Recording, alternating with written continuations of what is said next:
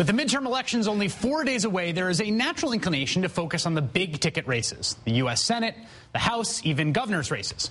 But there are signs, actual real signs, that draw attention to why down-ballot state races, the ones that not many people are talking about, have taken on huge national importance in this election. Check out this little flyer. It was circulated in minority neighborhoods in Houston this week and purports to back the Democrat Bill White for Texas governor. It's even got the imprimatur of the official-sounding Black Democratic Trust of Texas. But read the flyer more closely, and this is what it says.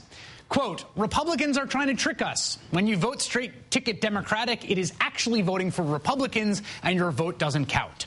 We are urging everyone to vote for Bill White, and a vote for Bill White is a vote for the entire Democratic ticket. We have fought too hard to let Republicans use voting machines to deny us our basic rights. We must guard the change and not vote straight ticket Democrat.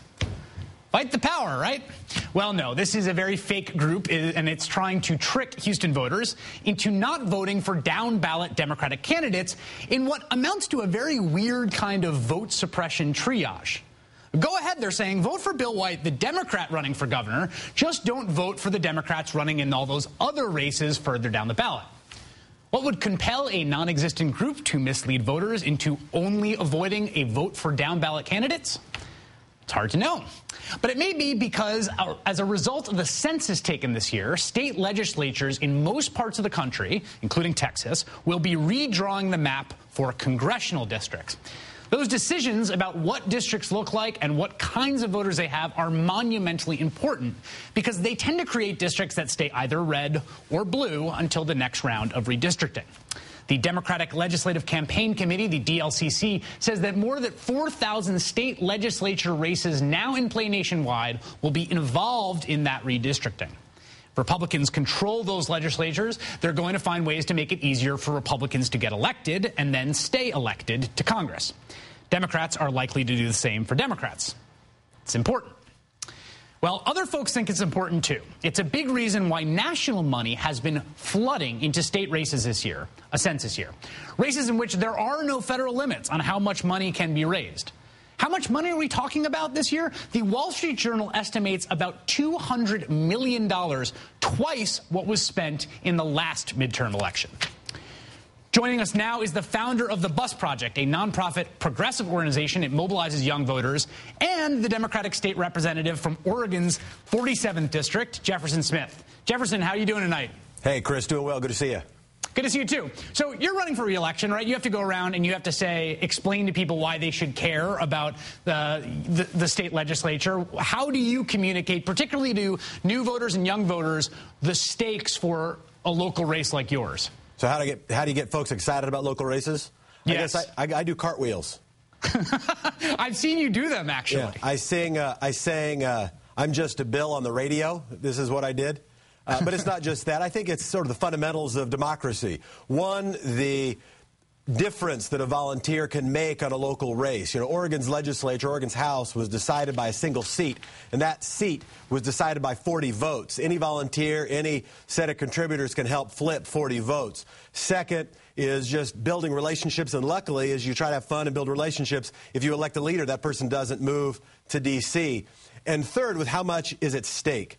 We know that education, that implementation of health care, the public safety, these are things that don't happen just in Congress. These things mostly happen in states. We know the Christian Coalition didn't start in Congress. They started with school boards. We know that women's suffrage didn't start because Congress wanted to do it. It happened first because Wyoming and then Colorado and so on, and that Justice Brandeis told us that states can be laboratories. So if you can communicate both fun, relevance, and sort of historical importance, people get pretty motivated. One of the fun things that you do at the Bus Project, which has become something of an annual tradition, is called Trick or Vote. What does Trick or Vote involve for the viewing audience who I feel like will appreciate this undertaking? Yeah, it's fun. People should do it. The Pew Charitable Trust came out with a study that said that the best way to increase voter participation was face-to-face contact, like knocking on doors. And, Chris, what's the one cultural tradition that happens every year that involves knocking on doors? Trick or treat. Yes, exactly. Halloween. And when is Halloween? Right before Election Day. Always a couple days before the election. So we might be too old to trick or treat, but we're never too old to trick or vote. As we go around, remind people to vote, get some candy, have a party afterwards. It's fun. So one of the things that we've seen at the national level this year is this influx of money, often through channels that are able to mask who the donors are. Are you seeing that kind of influx in state races? Are you yourself personally, colleagues of yours? Is there that kind of money pouring into the local races? You mean the secret money? Yes. I don't know. It's secret. You don't know. Who knows? It's secret money.